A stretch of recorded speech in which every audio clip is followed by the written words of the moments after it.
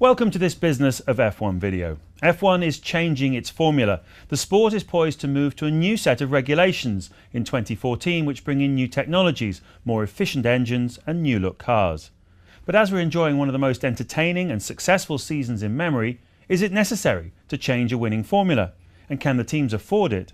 As always with Formula One, this change is accompanied by a behind-the-scenes power struggle, with money and control at the heart of it, as the various factions negotiate a new Concord Agreement.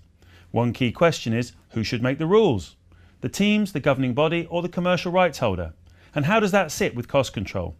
Here to discuss these topics with me are Graham Loudon, President and Sporting Director of Marussia F1 Team, and Oliver Weingarten, General Secretary of F1 Teams Association. Graham, if I could start with you first. These 2014 engines are obviously going to be very, very expensive. Is it worth the cost of changing? Well, to be honest, I wish I knew. I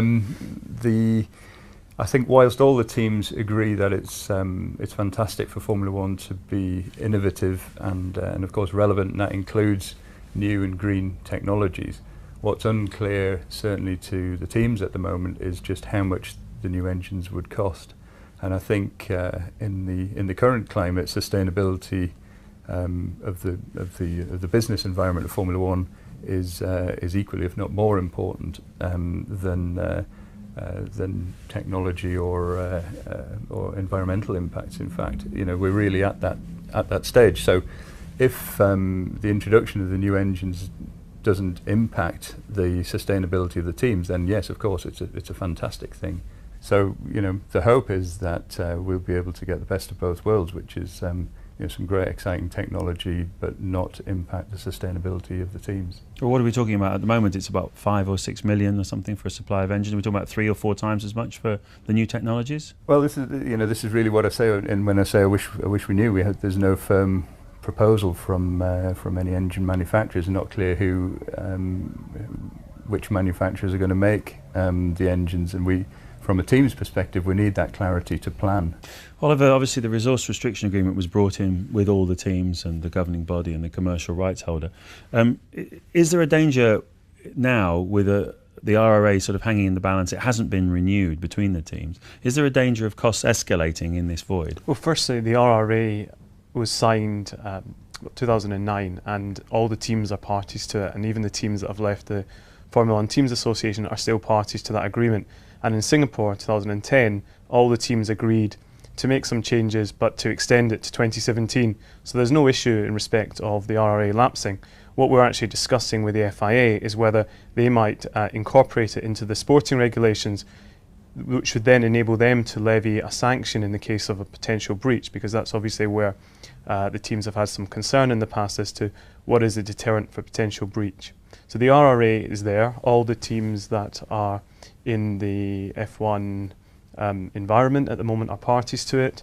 The commercial rights holder is not a party to it. The FIA is not a party to it. It was a voluntary agreement between the teams, and it continues and it stays in force. But what about the rule-making side of things, Graham? Because obviously that's up in the air as well. The current agreement ends at the end of this year, and as I understand it, there's a bit of a question mark about the rules for next year and who's actually going to make the rules. It's been the FIA in conjunction with the teams that have made the rules, and is that going to continue, or could there be a different mechanism? The key elements as I see it, is the role of the FIA.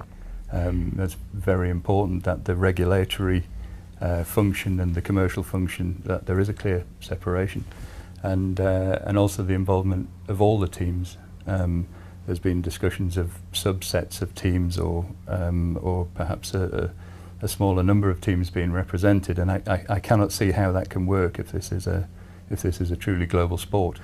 If you were to only choose a small subsection of those teams to represent all the teams, I just can't see how that could provide a level playing field for everyone to compete and move their businesses forward. And the process works very well, actually. If you look at the FIA, it's got the sporting working group, it's got the technical working group. FOTA then has got the sporting regulations and technical regulations working group, which mirror the agendas, and it provides an environment for the teams to get together.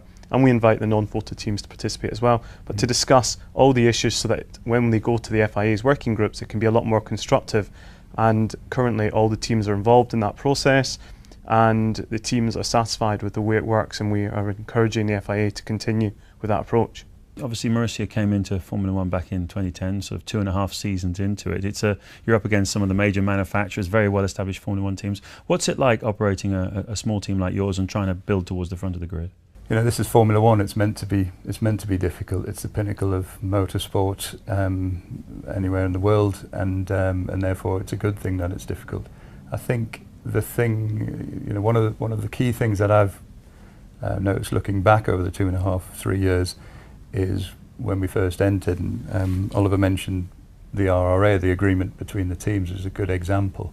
And one of the things that was agreed between the teams and the FIA was that there would be this legally binding framework to help restrict the amount of resources that were employed. And that one thing alone was so pivotal to us being able to bring our business into Formula One. Without that, it would have been virtually impossible, because as things currently stand, and this is an area where we had hoped there'd been a lot more progress up to now, we still have a set of regulations where you can buy success, and that's not good in any sport.